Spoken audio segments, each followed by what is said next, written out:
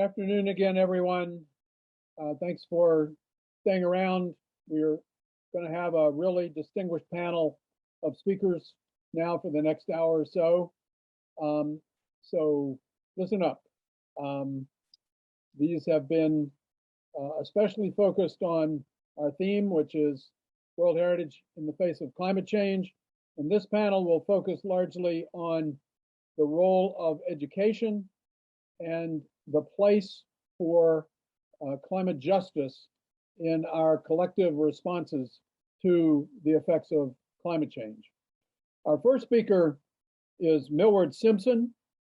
Milward is Executive Director of the National Association for Interpretation, which I must say is one of my favorite organizations. They have done incredible work over at least the last generation, if not several now, of young interpreters. They do a terrific job of certifying and training in the field of public interpretation. Milward was previously, for 10 years, State Park Director in Wyoming, Director of Parks and Cultural Resources.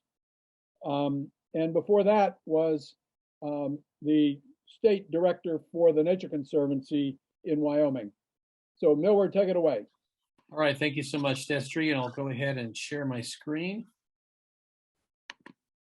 All right, thank you again. It's really wonderful to have an opportunity to be here. I'd like to say that I'm broadcasting today from our offices in Fort Collins, Colorado, on the lands that are the traditional and ancestral homelands of the Arapaho, Cheyenne, and Ute nations and great peoples of the Western Plains. So I'd like to begin with just a couple of words on my own personal connection to this topic. As Destry mentioned, I was State Parks Director here in Wyoming for about 10 years. I was able to work closely with a World Heritage Site here in Wyoming, Yellowstone National Park. I live here in Wyoming my whole life, and I had an opportunity to visit Yellowstone all through my life. But one of the visits that most impacted me was in 1989, the year after the tumultuous Great Fire of 1988, which was certainly one of the bellwethers of climate change. Really woke me up to the fact of climate change and demonstrated to me how a World Heritage Site can be this classroom and this compelling, persuasive means of coming to terms with a global issue like this. But I must say that I also saw climate change happening right in front of my eyes, even in my short time at state parks. This is Glendale State Park in Wyoming. It's one of our largest state parks. It's in a Bureau of Reclamation reservoir. And on the 4th of July, it's typically the 4th largest city in the state of Wyoming. And according to everything that we knew, we had never had a serious flooding event in a state park in our whole system's history. In 2009, it was an unusually warm spring with heavy snowpack. We had rain on snow events, and there was just an inundation of our water systems from all of this early runoff happening, and it flooded Glendale State Park, which was unprecedented. We had to shut it down. We were completely caught unprepared, and our infrastructure was inundated, which ended up being a health hazard to the public. So we learned very quickly about the need to practice planning and mitigation in response to climate change. This is Guernsey State Park. It's a beautiful park that's a few miles southeast down the Platte River from Glendale State Park. I got a call in 2012 from the superintendent in August, who said, I am spooked by what's happening here. It is so dry. He could just tell that there was something very dangerous brewing. Sure enough, and we had never had a wildland fire in a state park before. A domestic incident off-site that involved knocking over a charcoal grill ignited a conflagration in Guernsey State Park. It's the only time I've been on an active fire scene, but a third of the park burned to the ground. Fortunately, they were able to access the water right from the reservoir. But the point is, we went from having never had a flooding or fire event in a Wyoming State Park to having them predictably year in and year out as a new normal.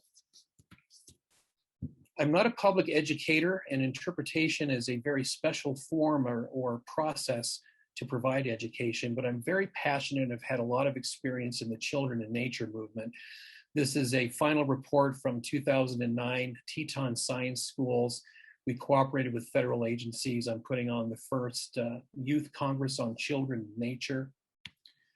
And it's just so important that we engage children in a love of the outdoors and a love and understanding of nature if we're going to solve these serious threats. So I am fortunate now to be the executive director for the National Association for Interpretation, whose mission is to inspire leadership and excellence in advancing heritage interpretation as a profession. But before I go any further, I should probably say a word or two about what interpretation is. So we had an event, a very eventful August board meeting, and our national board here in Fort Collins debated and arrived at a brand new definition for interpretation. Interpretation is a purposeful approach to communication that facilitates meaningful, relevant, and inclusive experiences that deepen understanding, broaden perspectives, and inspire engagement with the world around us. Interpretation is practiced in all kinds of varieties of settings. You might be most familiar with the settings in national parks, World Heritage sites, state parks, municipal and county parks, but also in museums, in aquaria, in zoos, in wildlife sanctuaries, in nature centers, in nature preserves. And it's also very germane in the practice of tour guides. And so there's a very broad array of settings that go beyond just these traditional heritage settings. For instance, people who are providing information about foodways in a place, people who work even in a whiskey distillery and talk about the process, or someone who works in a chocolatier and talks about what chocolate is and its heritage. This is all encompassed by this unique form, purposeful form of communication called interpretation. Its principles are rooted in communication theory and educational theory, also in different aspects of psychology and psychological traditions like Maslow's hierarchy. And there is a gamut and a spectrum for the philosophy with which interpretation is practiced. One of those spectrums is the didactic on one end of the spectrum, which is what we like to call the sage on stage, where an interpreter will impart information and try to have that impact on the visitor. The other end of the spectrum we call dialogic interpretation. It's also referred to as visitor-based interpretation. And that's where the task of the interpreter is to actually draw in the experiences, the values, and the feelings of the audience, the visitors themselves, into this collective attempt to get an understanding of these resources. But what unites all of these is that interpretation is designed not just to impart information, but to provoke action. So quickly back to NEI, National Association. We provide services similar to most professional associations. We put on national and international conferences. We are the certification and training body for our profession. So we provide various avenues for both amateur and professional certification in interpretation techniques. We advocate for the profession, and we produce a journal, professional journal of interpretation, and also a magazine on interpretation that deals with different topics on a rotating basis. We were formed by the merger of two organizations, the Association for Interpretive Naturalists and the Western Interpretive Association in 1989. But heritage interpretation as a field was basically rooted in the birth of the Park Service and people like Freeman Tilden. And if you're wondering if interpretation has its roots in a very white, patriarchal background, it certainly does, and thus one of the challenges to our profession. A couple of more things to illustrate who we are. This is an example of non-personal interpretation. So you don't see a uniformed or a person there providing an interpretive program. You see signage and tactical kinds of forms of learning about resources. We call that non-personal interpretation. Here are 2 training level certifications. We have 4 professional level certifications as well. We are also organized into 10 geographical regions, all of which have their own leadership and put on their own workshops and scholarships and other kinds of programs.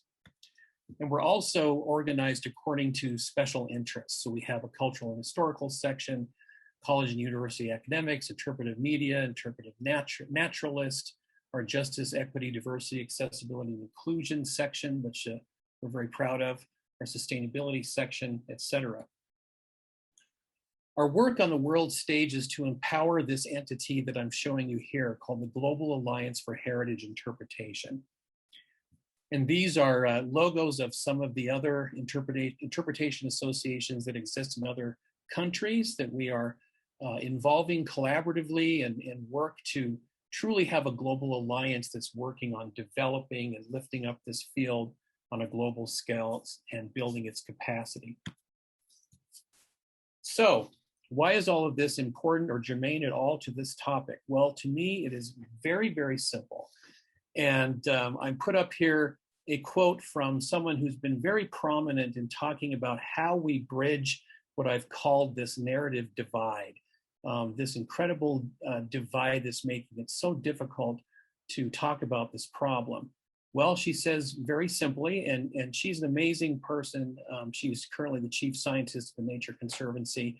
She was given the designation of UN Champion of the Earth recently, and she gives these talks all around the world, and her most important message and her simple basic message is the most important thing we can do about climate change is talk about it, and we're not talking about it, and interpreters talk about it. And that, in just one example here, is why interpretation has such an important role to play in interpreting climate justice and in helping us understand and respond to the challenges of climate change.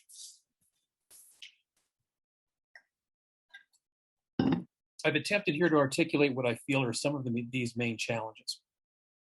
And one of them that's really daunting and important to grapple with is this cultural narrative divide.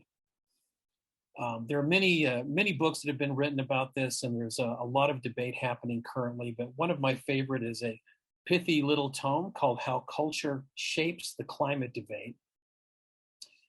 And Hoffman talks a lot about work that was precipitated by the Yale Project on Climate Change Communication. And he talks about how we are prone to use cognitive filters. And you may have heard the phrase motivated reasoning, which is something that distorts our ability to respond to objective scientific fact. And I'll give you just one quick quote about what cultural cognition is as kind of a challenge we need to overcome. We are influenced by group values and will generally endorse the position that most directly reinforces the connections we have with others in our social groups. And this can be such a powerful factor that it can be overwhelming to reason and science. And there are ways around it, and there are solutions that interpreters can avail themselves of that are very powerful. Just to quote a couple of simple ones to kind of get around this roadblock of how our cultural identity shapes how we see the world and find common ground, is to realize that for certain people of a certain cultural identity, what they're most concerned about in hearing about climate change is that they feel it's an immediate infringement on something that's a value to them in their social group, like personal freedom, not wanting personal freedoms to be infringed upon, not wanting excessive bureaucracy and regulation. And that is more important than the actual science to folks who have these proclivities. So you find ways around that to find common ground. You can talk about things like market-based solutions. You can talk about personal responsibility and practice kind of persuasive elements. You can talk about the economic benefits of renewable energy for those who are of a social group that values those kinds of things. So that's the common ground piece. Going back to the slides here, another challenge that I list is the dissolution of trust in science. This was another thing that I directly experienced in my time as a cabinet level officer in Wyoming. And I first worked for a governor who hired a state climatologist and mandated that all of the state land management and federal partner agencies got together every few months to talk about climate change, its impacts, and how to mitigate those. Well, I was able to continue on that job when a new administration came in, and it was surreal. It was like turning the clock back. There was no state climatologist. There was no discussion, and so these political barriers can be so daunting as well. This is a slide of a speech that I gave for the Nature Conservancy in Jackson, Wyoming for the March for Science. And I tried to remind everyone that it's patriotic because our forefathers were all creatures of the Enlightenment with all of their other many failings and foibles. So getting back to some of these challenges, less agreement regarding reality. We could spend a day on that. I'll skip over that. The full story is only beginning to be told. And what we're talking about here is the need to expand the stories that we're actually telling at the sites that we already interpret and bring in the stories of marginalized groups. If we're going to interpret climate justice, this is absolutely crucial because these are the groups that are being impacted now severely, have the most to lose, as you've heard from some of your other presenters in a very compelling way. I feel in the field of interpretation, we're making a lot of headway as more and more sites begin to integrate stories to supplement and transform the traditional ones, but we certainly have a long, long way to go. Another challenge is telling difficult stories, and climate change is a difficult story. It is, well, it's difficult, and we need to be able to provide resources and tools for our interpreters to be able to handle the fact that they have visitors who are coming to sites and may have expectations, that they not be presented with a difficult, challenging story or something that is that talks about this dire situation. Well, given the urgency that we've heard so much about the last couple of days and that will be discussed by G20 and in Glasgow, we really have to interpret climate change where it's relevant in all contexts, because interpretation can't afford to be viewed as some kind of escapist entertainment. And it really isn't our job with what's at stake to shelter the visitor from the reality and urgency of the impacts of climate change. People we know are seeking authenticity, so we need to present the authentic truth. And we can't be escapists because there really is no escape and we're all in this together. So let's provide the tools of how to present this information in a way that's still hopeful, that talks about the ways that we can mitigate climate change, the ways that we can harness the power of natural infrastructure to combat climate change, and wonderful groups such as the National Network of Ocean and Climate Change Interpretation, NOCI, other groups are working on this and providing these tools to our interpreters so we can take advantage of this unique opportunity that we have, but do it in a way that garners hope and inspires action. Climate grief and the need for resiliency. Climate grief is now a codified disorder, psychological disorder. We need to understand that and be sensitive to it, be trained in it. And when I talk about resiliency, we also need to provide resiliency for those who are working in the interpretation field. And then finally, interpreting climate change impacts on marginalized peoples requires deep commitment. I'm not going to belabor this much because you've heard such a wonderful, articulate, and thorough, compelling arguments and stories about how important it is that we listen to Native and Indigenous peoples, that we seek out marginalized peoples and understand their stories, that we're sensitive to their cultural habits, and that we're in it for the long term, that interpreters are in it for long-term relationships, but also that we empower Indigenous peoples to tell their own stories, to try to attract them into the field and recruit them into the field and give them opportunities to tell their stories themselves in their own words. So a little bit about the challenges. I'd also like to talk about what I see to be the real opportunities here. And I've been in business in a previous life, so I'm going to use some business language, if you will. But certainly there is market demand for cultural and natural heritage interpretation. Don't have to belabor all of the data and stories about record-breaking attendance year after year here at national parks. And I don't know as much about other sites in other countries, but I understand that this is a real trend coming out of COVID, particularly a latent desire to connect with nature and connect with our shared heritage. So there's a market, and interpreters are uniquely situated in that market as our point of sale representatives. They are the people delivering the message. And this is a captive audience that is coming to them already, is not having to be persuaded for their time and attention. They're already there. Location, location, location, you hear that in business. Well, this is where our interpreters are situated. And to me, it magnifies the potential great impact that interpretation can have in motivating understanding and action about climate justice and climate change. Interpreters are also trusted. We know this from the Yale School's work. They are trusted voices, and that is already a stature that they have in the world, and something that also leverages this opportunity. Interpreters are often the ones who have the trusting long-term relationships with local Indigenous communities already, and we need to leverage and harness this the best that we can. So a couple of things about what we're doing here in NEI in response to the need to interpret climate change and climate justice and bring these tools and maximize the capacity of the interpretive field and having a real influence on solving these problems. We have been focusing on it in our publications, Interpreting Climate Change here, Communicating Science.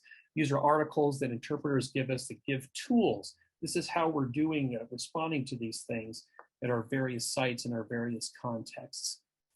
Been very excited. I mentioned our role in certification and training. We're in the middle or toward the end of a 5-week brand new course called Developing Emotional Resilience in the Face of Climate Change that is for interpreters.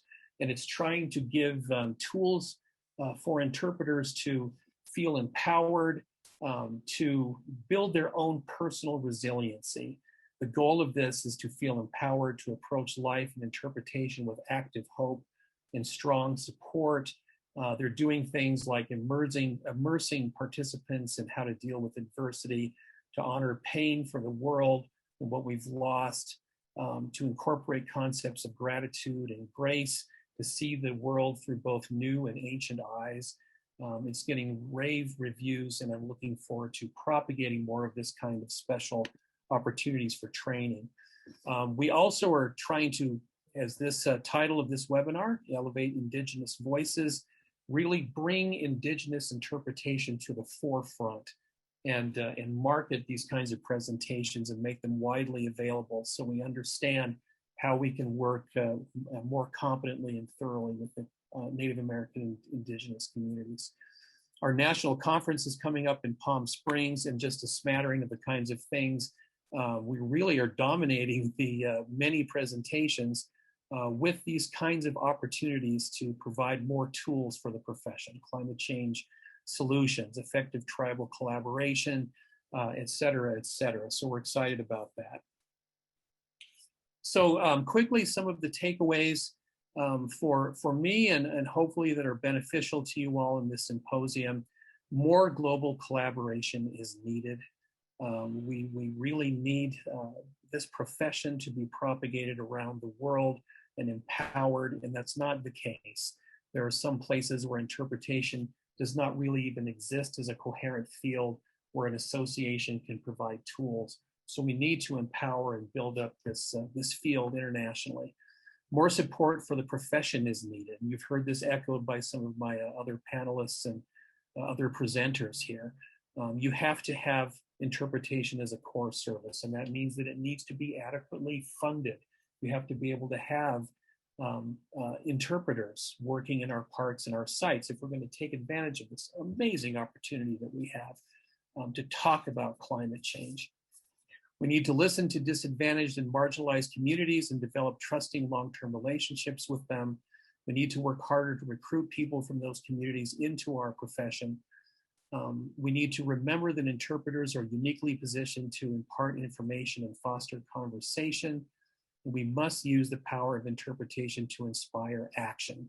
And this is both personal action in our communities and also in the world. And the stakes couldn't be higher.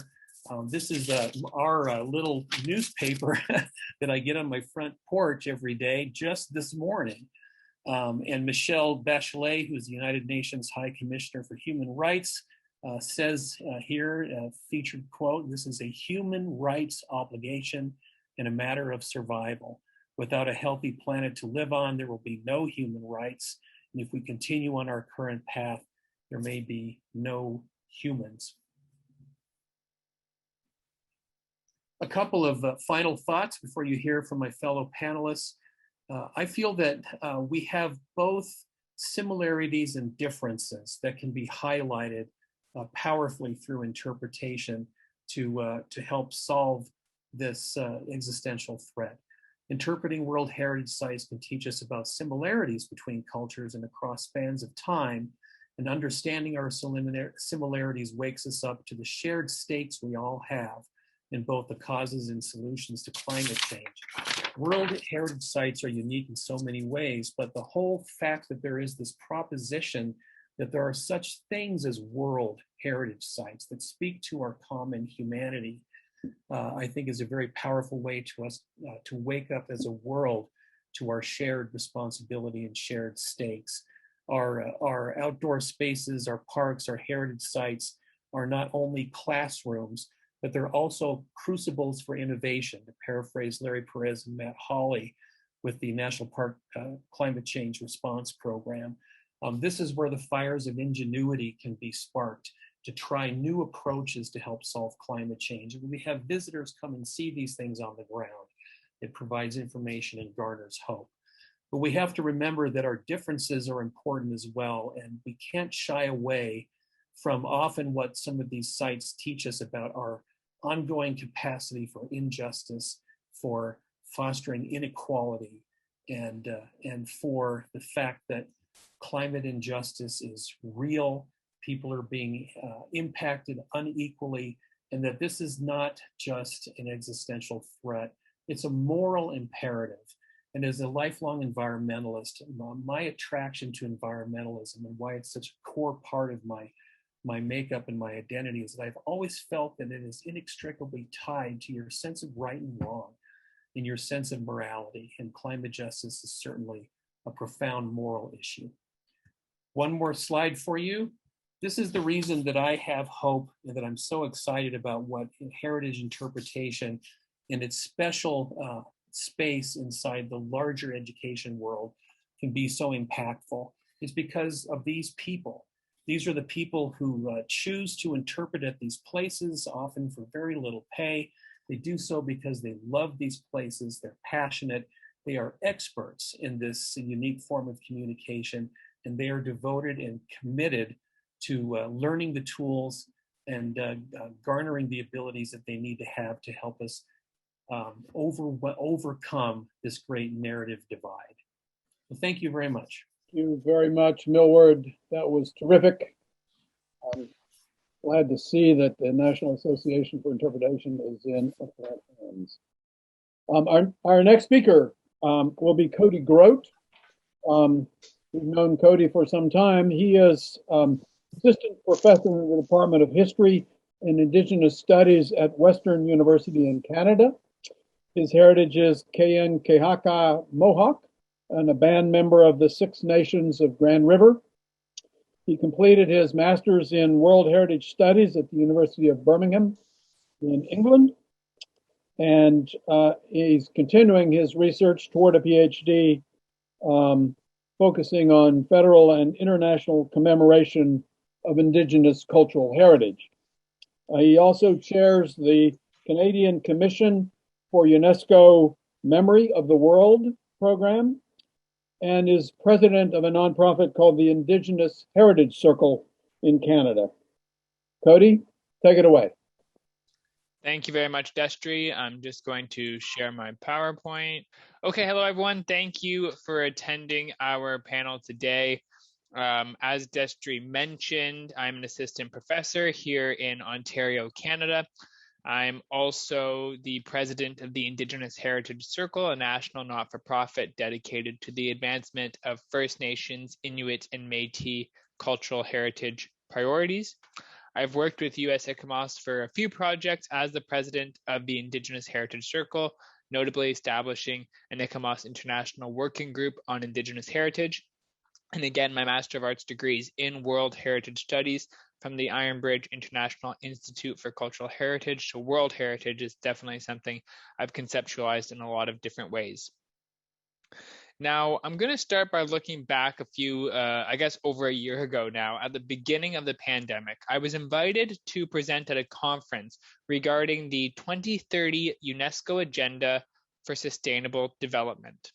And at that point, I wasn't really familiar with the 2030 Agenda, but following that invitation to present, I soon began to realize that many of the guiding principles associated with Indigenous cultural heritage, including the stewardship or caring of traditional territories, could be realized through the 17 Sustainable Development Goals and their 169 target goals. And since then, I've seen a lot of interconnectivity between World Heritage and the guiding principles associated with that designation and the climate crisis.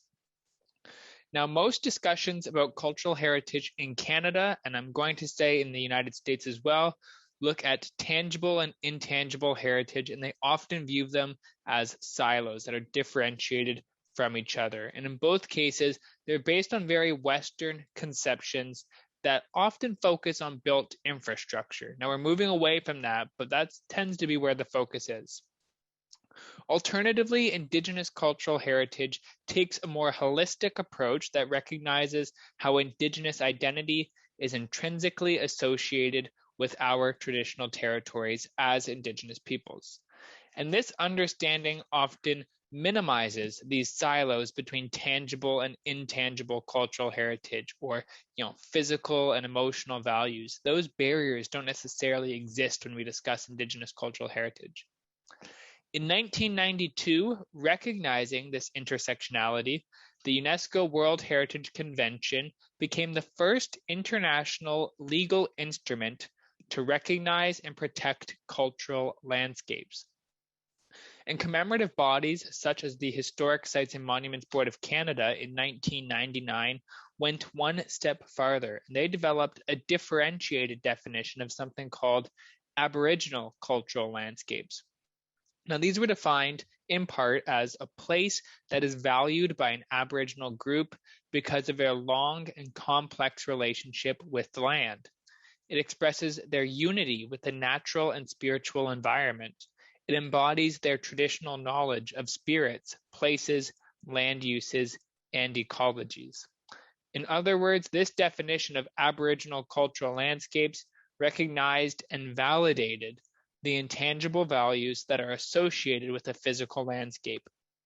Both Indigenous cultural landscapes that have been recognized as National Historic Sites of Canada and those that have been recognized as UNESCO World Heritage Sites can provide us with valuable insight into how culture can intersect with the 2030 Agenda for Sustainable Development, demonstrating how intangible cultural heritage can both impact and be impacted by the climate crisis.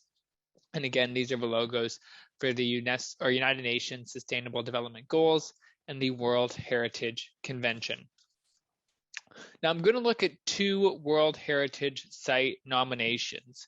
One is a World Heritage Site called Pimatuanaki, which is in Canada, straddling the provinces of Ontario and Manitoba. And I'm also going to look at a site on the UNESCO World Heritage Tentative List called the Yukon Ice Patches. A notable example of the intersection of sustainable development, addressing the climate crisis, and Indigenous culture is seen through this World Heritage Site, Pimatuanaki. This was recognized as a World Heritage Site in 2018, and the name of this site, Pimatuanaki, means the land that gives life in the language Anishinaabemowin. and it was recognized by UNESCO as being an exceptional testimony to the continuing Anishinaabe cultural tradition of Jiganawandamang Gidigaman, or keeping the land. This is a cultural framework of the Anishinaabe that guides their relationship between themselves and their traditional territories, and it instructs them to honor the Creator's gift through sustainable ways of life. So this is an example of World Heritage where the identified outstanding universal value, the identified international significance, is the sustainable maintenance of a territory by an Indigenous peoples since time immemorial.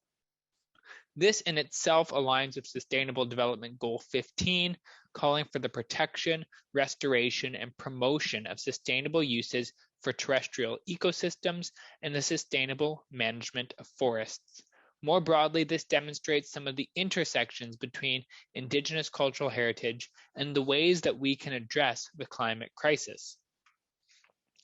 Another example demonstrating the interrelationship between culture and the 2030 Agenda for Sustainable Development are the Yukon ice patches, which are on Canada's UNESCO World Heritage tentative list. Similar to Pimatuanaki, the Yukon ice patches are recognized as an Indigenous cultural landscape based on the symbiotic relationship between ice, animals, insects, and people for over 7,500 years. So again, the proposed international significance of this site is that human relationship between Indigenous peoples and their traditional territories. That is the internationally recognized, in this case, proposed value of this landscape. Unlike Pimatuanaki, the Yukon ice patches are representative of a very real concern faced by many Indigenous peoples. As mentioned, aspects of intangible cultural heritage and therefore aspects of Indigenous identity are intrinsically associated with our traditional territories. You can't separate these things. If global warming continues to melt northern ice patches at an unprecedented rate, many aspects of Indigenous culture could be negatively impacted.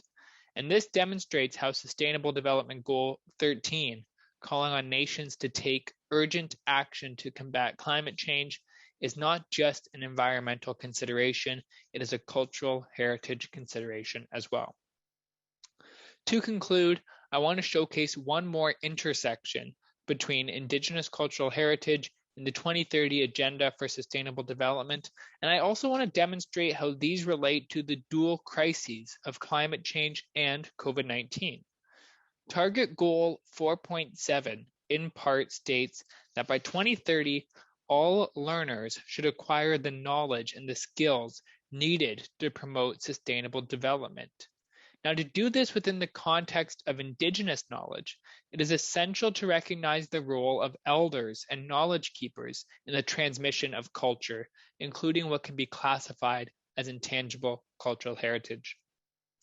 As early as March 2020, Canadian organizations such as the First Peoples Cultural Council in British Columbia began to track the loss of elders as a result of COVID-19, understanding the impact that this could have on the transmission of Indigenous culture well into the future. This loss can't be quantified through numbers associated with mortality rates, as the impacts will be more broader and multi-generational. But it's important for us to recognize that vital information about sustainable relationships with the land is again being destroyed and damaged. And on this concluding note, which I think is probably a dour one, it can be seen that Indigenous cultural heritage both affects and is affected by the climate crisis. Further, understanding Indigenous cultural heritage within the context of a 2030 sustainable agenda for sustainable development helps us understand how fostering these aspects of Indigenous cultural heritage can mitigate some of the disasters associated with the climate crisis. In order to meet the Sustainable Development Goals, it must be understood that collaborative approaches will be most successful when Indigenous ways of knowing and Indigenous methodologies associated with our cultural heritage, with our relationships to the land, are central to the stewardship of traditional territories. By respecting these practices, it may be possible to achieve the overarching objective of the 2030 Agenda for Sustainable Development itself, which is to ensure a lasting protection of the planet and its natural resources. And with that, I'll pass it back to Destry. Thank you very much, Cody. That was really insightful and deeply felt and deeply received as well. We hope to continue working with you as between the U.S. and Canada as these issues proceed. Our next speaker is my dear friend Marta Cruz Kelly, whom I have known and worked closely with for more than 30 years. She is a 42-year veteran of environmental education. She must have started while still in diapers, and worked for the National Park Service until 2019. I know for a fact that she started as a field interpreter at Indiana Dunes National Lakeshore, now Indiana Dunes National Park. She previously worked for the Student Conservation Association, where she created a program called the Conservation Career Development Program for non-white young people. She worked for the Philadelphia Ranger Corps in Philadelphia. And more recently, since she's retired, quote unquote retired, she is on a mission to raise awareness of the environmental spiritual heritage of people of color, and has embarked on a program called the Bronze Kingdom, where African environmental and spiritual heritage are nurtured and honored. I know very little about that, but I'd like to know more, Marta. So take it away. Okay, well, wonderful. I'm glad to bring everything home to you in terms of what the previous speakers have said. I was just delighted to hear all this wonderful conversation, and also just excited to be invited to speak here today. As Destry said, I've been involved with interpretation education for over 40 years. I no longer see it as a profession, but a moral obligation to connect people to the ecosystems and give them an experience that is a conscious awakening to their environment. Currently, I spend a lot of my time at the Bronze Kingdom, which is an African museum. We don't talk about interpretation there because we talk about experience. We start with where our community is and how many different communities we have, what they're interested in, and what they like to do. So I'm just going to show you a little bit and give you a little bit more of an experience here. But the baobab tree is a very important tree of life in Africa. And a lot of our presentations began about our interconnection to the tree and the web of life that we all are connected to. At the same time, they get to see some of the old traditional African clothing that was wore. Some of the things that we have in the museum go back to the 1600s. And we have a large exhibit of Ethiopian, Mali, Benin, Nigeria, a lot of different kingdoms that we talk about. We talk about where we were in Africa when the Colosseums were built in Rome. Africa had empires and kings and queens, and we talk about that experience. We also talk about particular forces in the cosmology of the African spiritual heritage. One of the real kings that lived was a king named Shango. And as I go further into this presentation, we'll talk a little bit about that relationship with Shango and the kings of Africa and the queens. Now, it's important to understand that what I'm really interested in for the rest of my life is to make a conscious connection with people's hearts and souls about them being part of an ecosystem, not separate or anything, but that they need to work and communicate with a variety of things that help us intelligently connect to our environment. So what we do at the museum is there's not much you can do with these objects, but we take these objects that we see in the museum, and then we ask artists to come in and give us a representation of the tree of life. So we have many artists that come in and talk about the spiritual heritage. Now, we also go even further in terms of the spiritual heritage. We bring up things that people don't want to talk about. And this is actually a photograph of a student who came in and did about the lynching of Mary Turner, which happened for real. And it's the first time a park ranger was ever in a picture, but there's a park ranger in the corner of that picture. It was very interesting to hear the kids talk about what it is they do. We're an open community where we talk about not just African heritage, but we sing, we dance, we explain that the bata drums, the conga drums, even the banjo were all African American or African made. We bring in spiritual leaders from Africa. We bring them in from other places. Now, the previous speaker was talking about intangible cultural heritage. And this particular lady is the daughter of a king from an African village in North Carolina. And that village started with an African king. And she comes in and she does spiritual ceremonies for us because Ifa is a religion that 75 million people around the world participate in some form of this Yoruba-based religion that went from Africa with the slaves and has settled in Brazil and Puerto Rico and everywhere else. And so it's 75 million people out there doing things, and we come in and we do spiritual dances to the various things that ceremonies that are happening there. Now, this is the first time I ever worked in a museum that I'm responsible for an altar. I come in every day, make sure the altar has its fruit and water and everything. And we represent three spirits right here in front of us. One is Chango, Obatala, and Olukum, which are ancient spiritual energies that are nature-based energies that 75 million people around the world believe in. We bring in speakers from every background and heritage to talk about things that are important to the young people. We bring in poets, and we also have at the end of the year a masquerade ball to the King of Thunder, and that is Chango. And so we have a big masquerade ball where we bring people in and we talk about the different things. We did have a session where we had the young people come in and talk about climate change and what their impression was. And basically, we talk a lot about reassuring sounds in the museum, and that what we talk about, other people don't feel comfortable that they can talk about it. We talk about the moral obligation of our country as capitalists and what we're doing to those that have very little, and we're taking more and more from them daily. We talk about the climate refugees that are here in Orlando today because of Hurricane Maria, and how this affects them and their lives, and how they haven't been able to get back to a normal life since they've been relocated from Puerto Rico.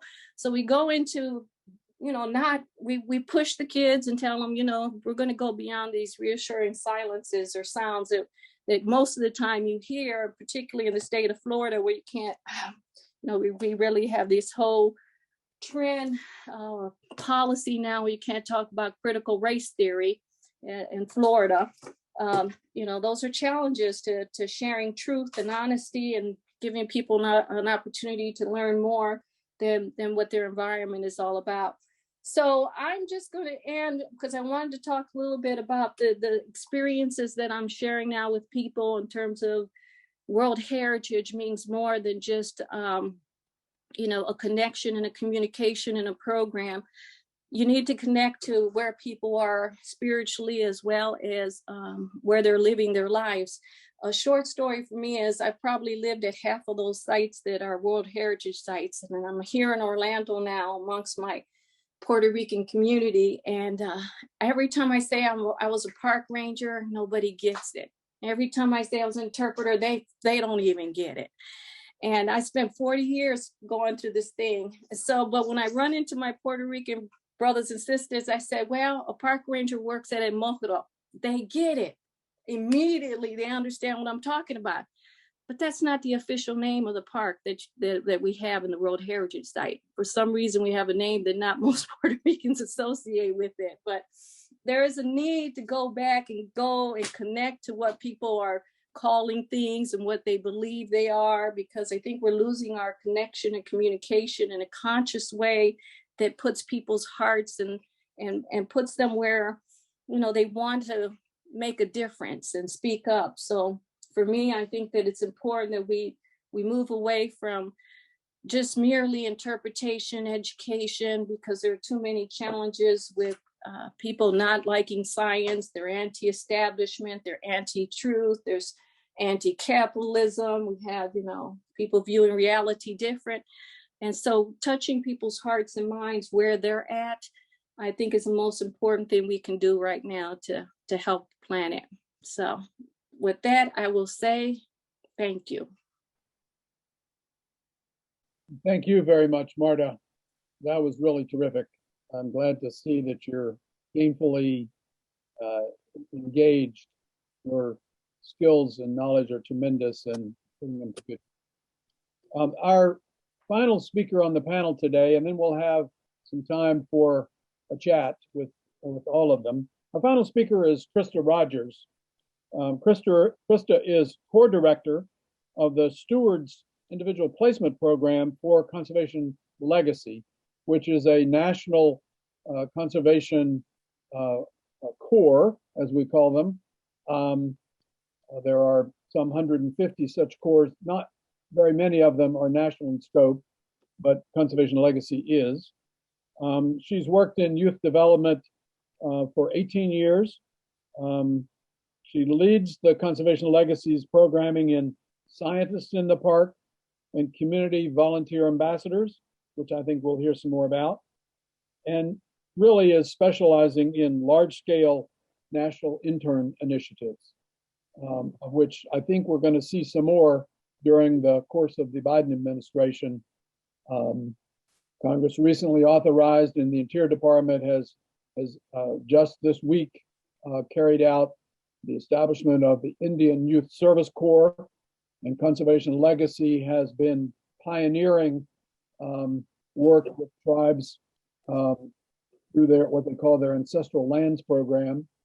So Krista, tell us more that we need to know about what you've been up to and how that connects to the rest of the world through your activities. Absolutely. Thank you so much, Destry. It's great to be here. I am going to go ahead and do this.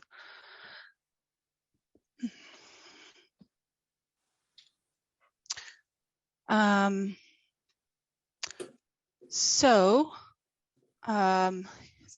just want to talk through a little bit about internships and climate change and some of my work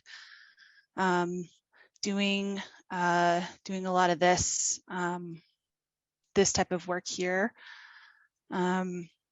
As Destry mentioned, I am a core director for Conservation Legacy. I work with the Stewards Individual Placements Program, and I would love to talk about how interns can affect community education and climate change. My journey started about 18 years ago. I grew up in the state of Maine, worked in Maine state parks for a number of years before I had a group of international volunteers who really changed my life, for lack of a better term. Here is a photo of them. We had 10 international volunteers come to this park in Maine and do trail work, but also community education, outreach, and talk through some climate opportunities that they had. We had folks from Japan, South Korea, Russia, a couple from Europe, and Canada as well, who came to our group. And I'm there in the middle with the purple bandana. I work for Conservation Legacy. I've worked here for 5 years. Before that, I was with the Maine Conservation Corps. So Stewards Individual Placements partners with federal, state, local, municipality, tribal governments, and nonprofits to place interns in areas of a community or environmental need, or both, across the country. There are a number of programs that are part of Conservation Legacy. Destry mentioned Ancestral Lands, which is our Indigenous program. It's based out of the Southwest, but it works nationwide and is really instrumental in trying to develop the Indian Youth Service Corps.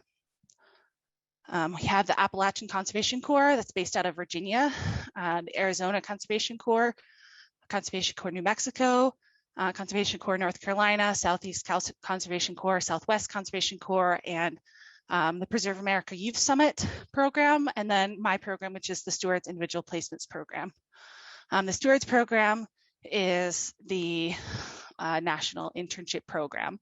Each of the other programs also runs internships. So there are a lot of opportunities nationally and locally.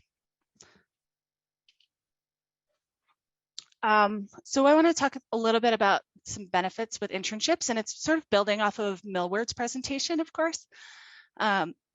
So benefits to both interns and the partners we work with include, early career experience for our interns, sort of educational credit if that's needed, provide critical capacity to our partners, and to complete project work. Some projects include STEM work, business opportunities, just working in the outdoors. So folks can join a team and be on the outdoors doing new work to them. There are a lot of interns that work directly in education with both schools and community groups across the United States. And also community outreach is a big part of a lot of our internships. So community outreach and education, many of our interns are 18 to 30 years old, but not all. A lot of them are fresh out of school or trying a new career. A lot of folks do internships as a first step in a journey. So they're often excited, passionate, and ready to make a difference. So engaging this group of folks is really important.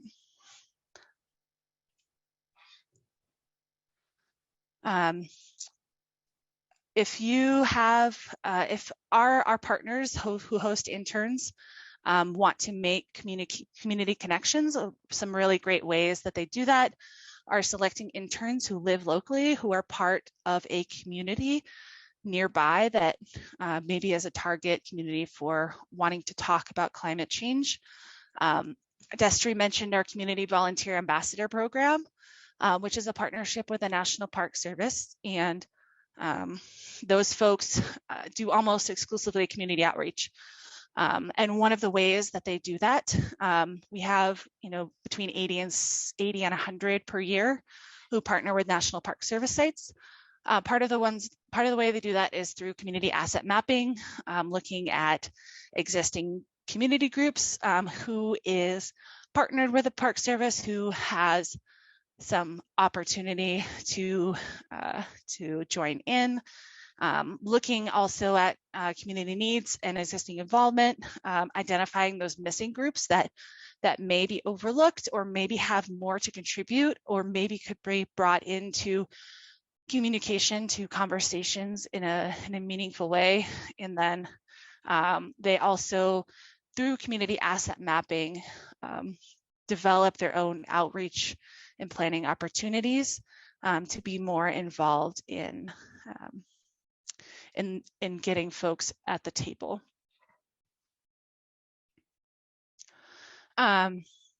This past year, with the pandemic, having folks at home quite often showed many different ways that interns can still be connected with the community. There was a boom in social media. We had a lot of blogs, website development, looking at how education in the classroom with all grade levels had to be shifted to a virtual space. So stuff like that. So here you see one of our interns pre-recording for a virtual webinar, I believe is what she was doing. And then I think a few folks mentioned this, but meeting communities where they are in order to have the conversation around climate climate change and the critical need there. So using community asset mapping, our interns and our partners have a thorough understanding of where local communities are. And then from there, interns can develop or build on those existing strategies for outreach and education, keeping in mind varying ages, life and cultural experiences, desires of the community, and what they're focused on, whether it's economic, whether it's, oh, I don't see this bird anymore, like trying to identify what those key pieces are to bring people to the table to learn in a little bit more of an open way about climate change. And then by investing time in the community, interns meeting people where they are, relating education to passion, connecting more deeply with the communities. Here you see one of our older interns doing a community walk. And then they can also help develop and enhance strategies by bringing that energy, by bringing that resiliency as a new career or an early career professional, to be able to add to existing strategies, plans, and outreach materials by bringing fresh eyes to help buy in at a grassroots level with stakeholders. And that was the final thing. Conservation Legacy has a large staff that are nationwide. I mentioned some of our programs in the United States. If you are interested, there are a few other nationwide groups too that do internships and also crew-based programs for fires, floods, disaster response as a result of climate change. I think more and more that's going to be a critical need here. And then there's also hundreds of local corps. So your chances, if you're in the United States, finding one near you that can assist and do this needed work as young professionals, early career professionals. I encourage you to reach out, keep an open mind, and really use the future, the youth, and the new career pathways to develop connections with communities, whether you're in a city, in a country, on tribal lands, wherever you are, to develop that connection in a deeper way and make a difference at a grassroots level and to be able to grow the next generation of climate activists.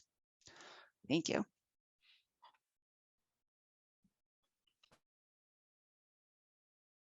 Thank you very much, Krista. That was a great way to round out the panel, because the next generation, we're not going to solve the climate crisis in my generation. We may not solve it in yours, but you're bringing up the generation after you that will have the opportunity to achieve some success, we hope. So Marta, Milward, and Cody, glad you're all back on. Cody, I know you have a hard stop coming up at something after 5, but you're here now, so that's a good thing. All of you have said that the engagement of community, the engagement of the public is critical to achieving any kind of success moving forward, whether it's the Indigenous community, African American community, any ethnicity,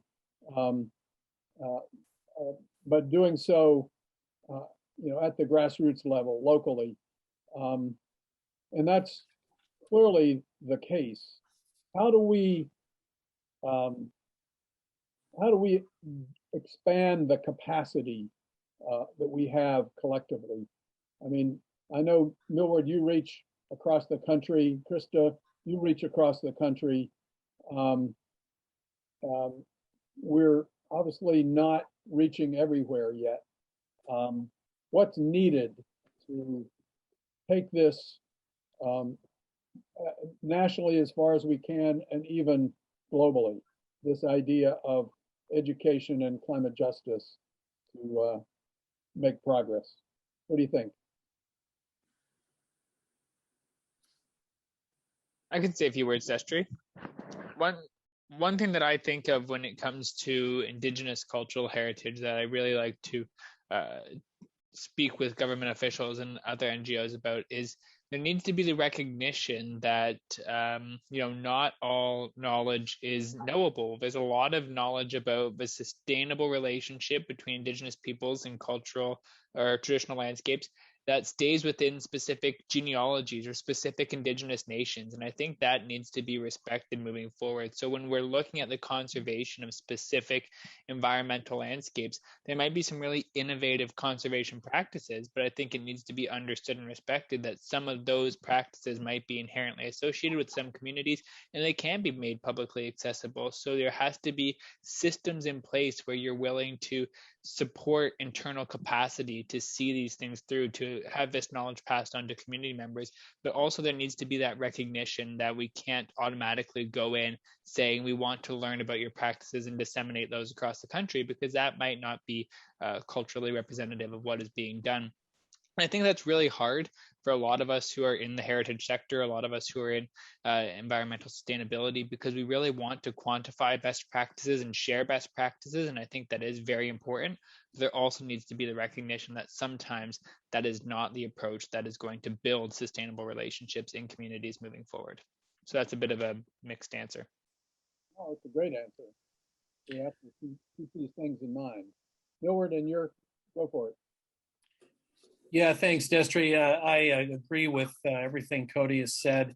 And I'll just refer to a couple of things I mentioned during my presentation that I think are responsive to your question. We need to, this Global Alliance for Heritage Interpretation is right now more of a concept than anything that has its own viability. And I'm working with partners at the Association for Heritage Interpretation and other interpretation associations around the world to find a way that we can really build capacity for this global alliance umbrella. So we're looking at things like webinars that can be on a rotating basis proposed and shared by different associations of interpretation. But it's crucially important that we put our energy and resources into these global collaborations. And then also, I worry sometimes that we have so many organizations, we tend to be siloed too much. And so just having an open disposition in our organizations for, unique partnerships, things we might not have thought of before.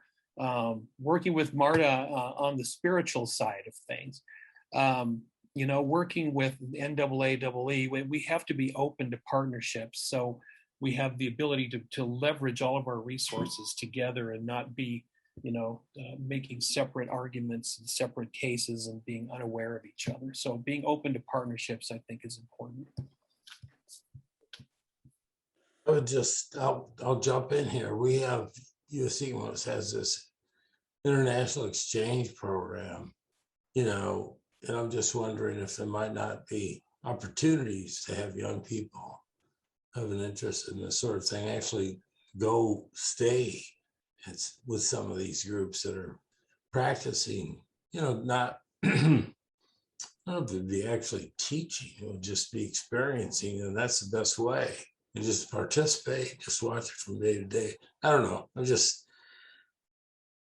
thinking, because it seems to me that from the conversations I've had, part of the success in traditional management techniques is just this intimate knowledge, really intimate knowledge of the environment that you can't really get.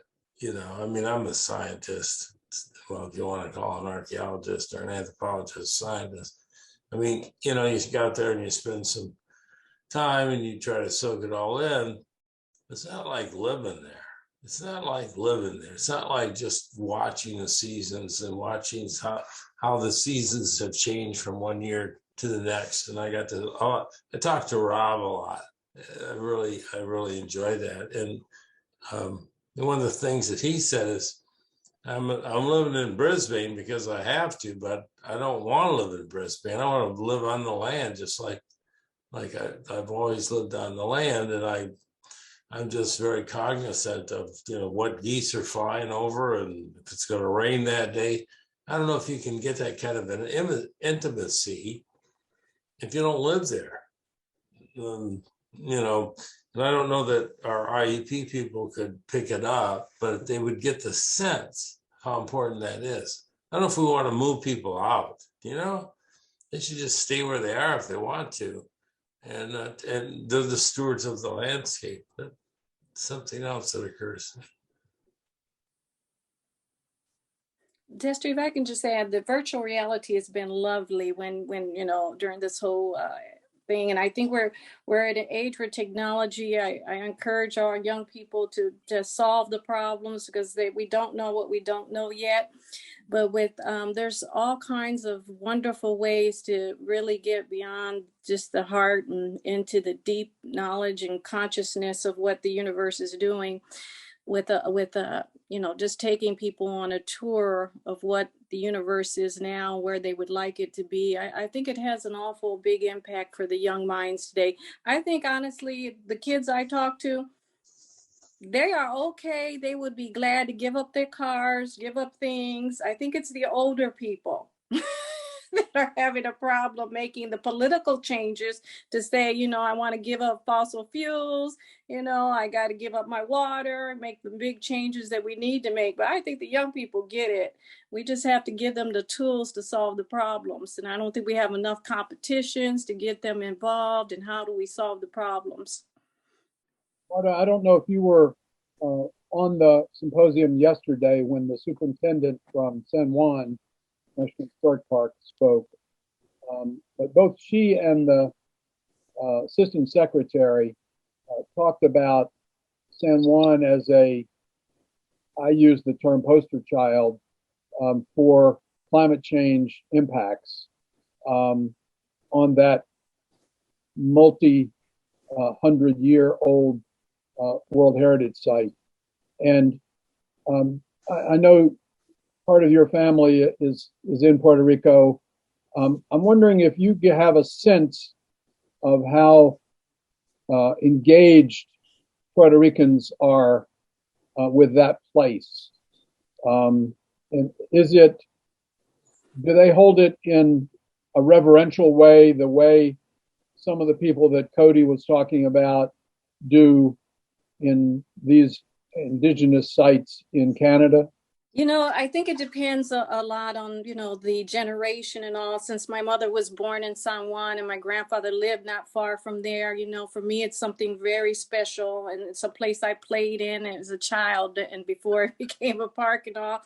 But Puerto Rico right now, they probably have every month some kind of protest because of the power goes out. You know, they're having a problem with power and they lose electricity and people have to throw away all their groceries. So there's a major movement on the island to do something about the fossil fuel use. And one point when we were growing up, most of Puerto Rico had produced about 60 to 70% of its own food. Now they import all of their food. And I think that if we, you know, use Puerto Rico as a small model, people would be committed to going back to ways where you're not as using as much, you know, carbon in the environment. But the problem with we don't associate the national park site with the name that you've given it.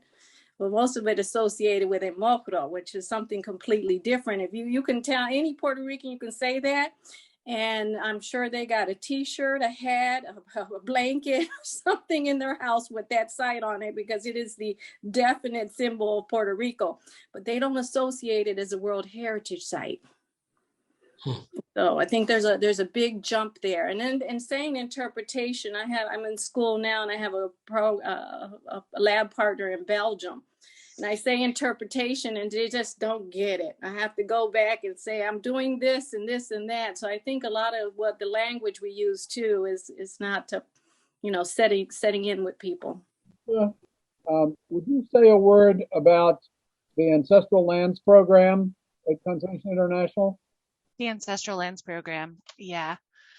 So it is headquartered in New Mexico, and there are offices in on several different tribal lands. The staff are all Indigenous, and they are a program of conservation legacy. So they work with us on a lot of initiatives. On their own, they're working, they started working just in the Southwest with the Dene and the Pueblo people, the Hopi, and a lot of the tribes of the Southwest. And they have, their mission is to engage Indigenous youth in conservation work. And a lot of that is centered around the changing climate in the Southwest. It's getting hotter every year. There are a lot of things going on with water rights, water resources, with lands surrounded by others. And they are partnering pretty closely to stand up and be a part of the Indian Youth Service Corps across the nation. And we partner with them in my program when it is operating to work on our work. We partner with the BIA to do a water corps project, which places interns looking at water resources. And our Ancestral Lands program has done a lot of innovative stuff in marrying culture with conservation and teaching the rest of conservation legacy how to stand up and talk about cultural knowledge. You know, if you were talking about, I think maybe Cody was talking about elder knowledge and incorporating that into service and internships and crew work, and how to expand that across not just the tribes of the Southwest, but across the nation, and doing some really cool stuff.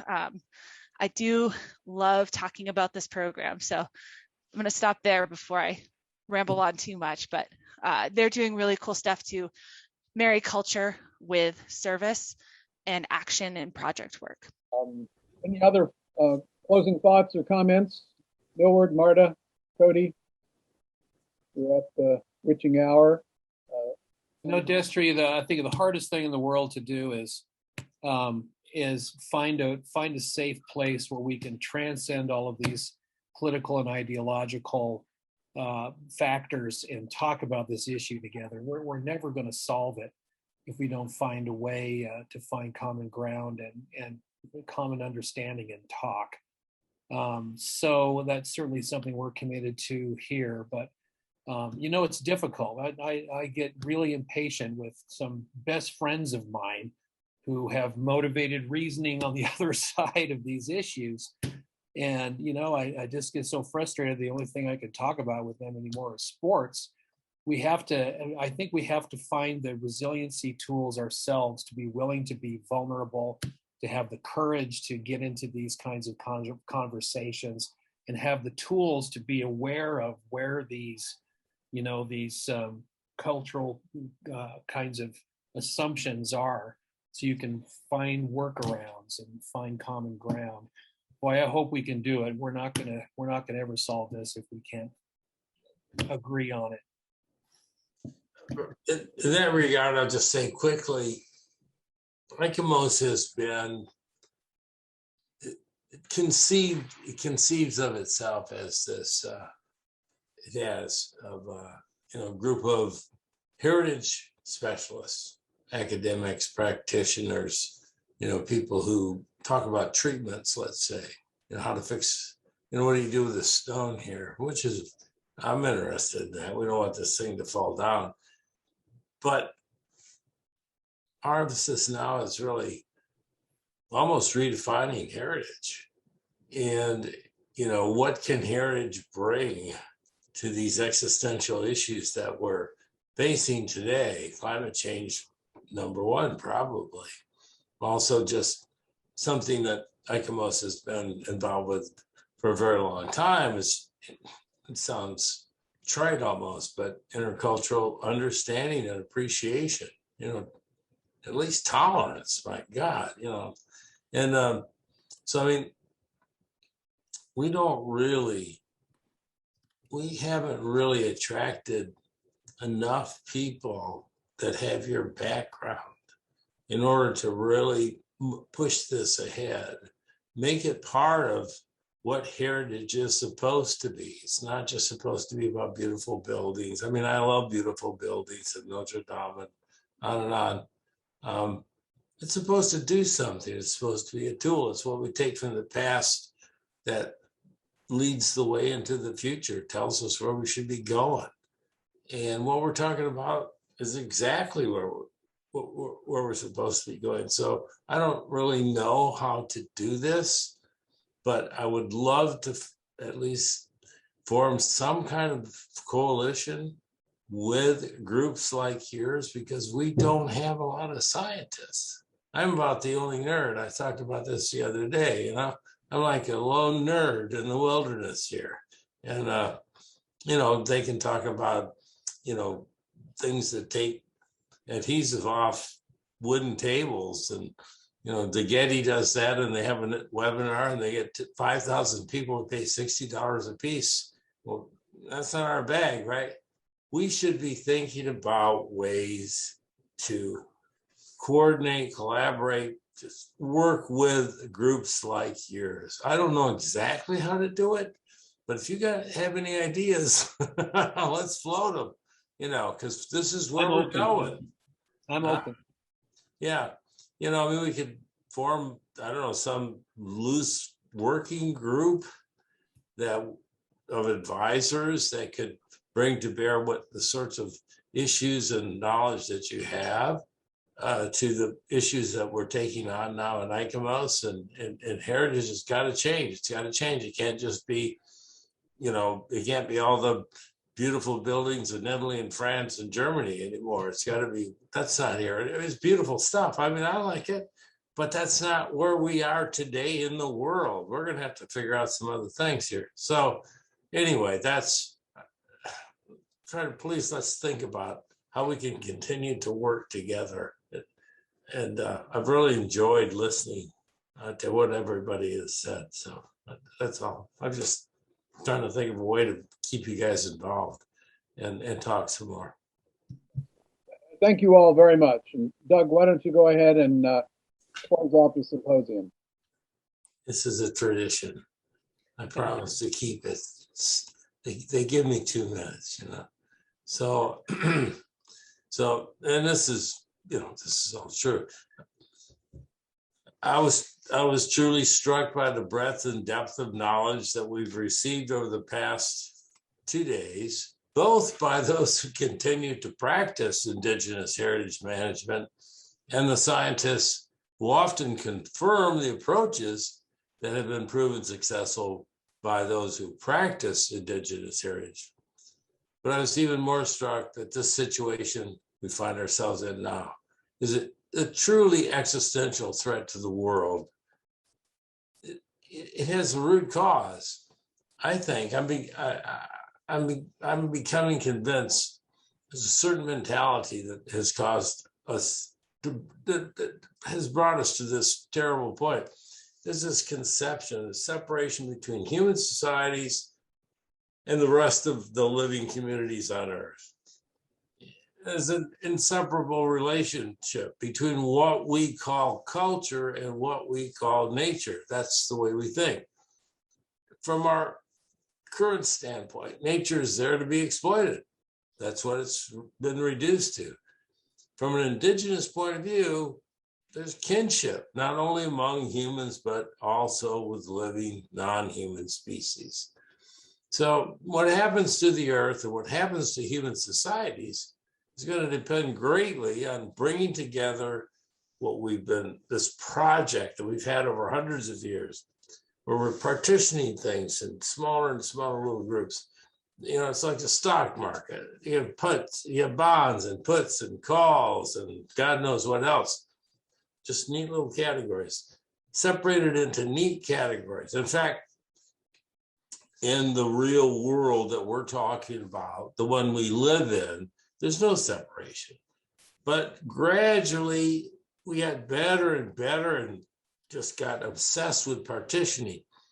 We made the mistake that we should divide separate fields, one for nature, one for culture. Traditional knowledge, I'm beginning to learn, never made this mistake, understanding that all living forms are indeed related and that humans are just one of these will be necessary for effective management of the environment, And I also think people aren't that happy with this. I also think it will be vital to renewing a sense of human purpose and meaning.